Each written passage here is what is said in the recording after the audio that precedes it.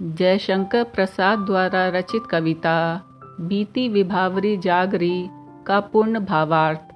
युवती अपनी सोई हुई सखी से कह रही है कि हे सखी, रात बीत चुकी है, अब तुम जाग जाओ।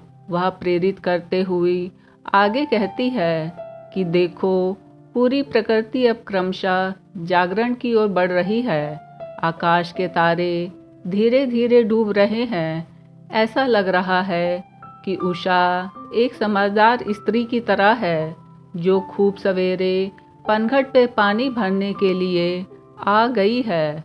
वह स्त्री अपने घड़ों को पनघट पे डुबोकर पानी भर रही है।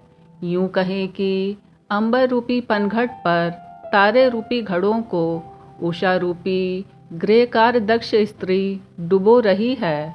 देखो सखी, पक्षी अपने झुंड सहित कलरव कर रहे हैं। वे कुल की आवाज़ के साथ जाग रहे हैं। इसके अलावा पौधों के लाल लाल नए पत्ते ऐसे झूम रहे हैं मानो वे हवा में लहराते आंचल हो। इस तरह पक्षी और पौधे अपनी जागृति का पूर्ण संकेत दे रहे हैं। मगर तुम अब तक सोई हुई हो। रात बीत चुकी है, अब जाग जाओ।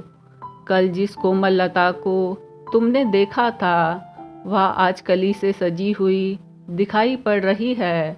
इस लतिका में लगी हुई मधुर मोहक कली ऐसी मालूम पड़ रही है मानो रस से भरी हुई एक प्यारी सी नई गगरी हो। सखी, देखो, प्रकृति ने कितना नया रूप धारण कर लिया है, मगर तुम अब तक सोई हुई हो।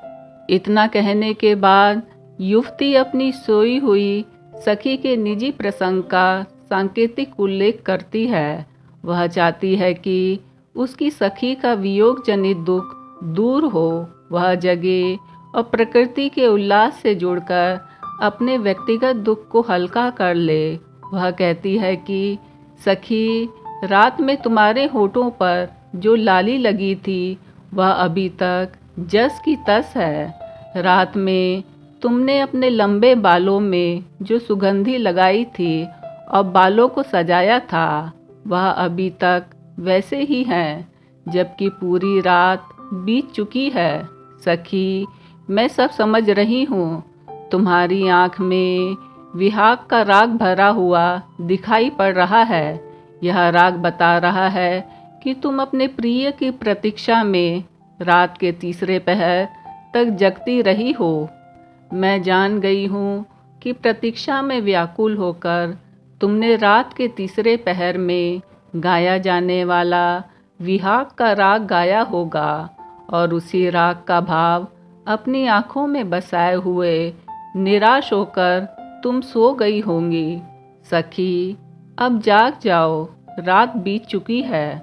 देखो, पूरी प्रकृति जग चुकी है। रात की शीतलता और खुमारी को छोड़कर अब सब लोग जाग रहे हैं। तुम्हें भी जाग जाना चाहिए।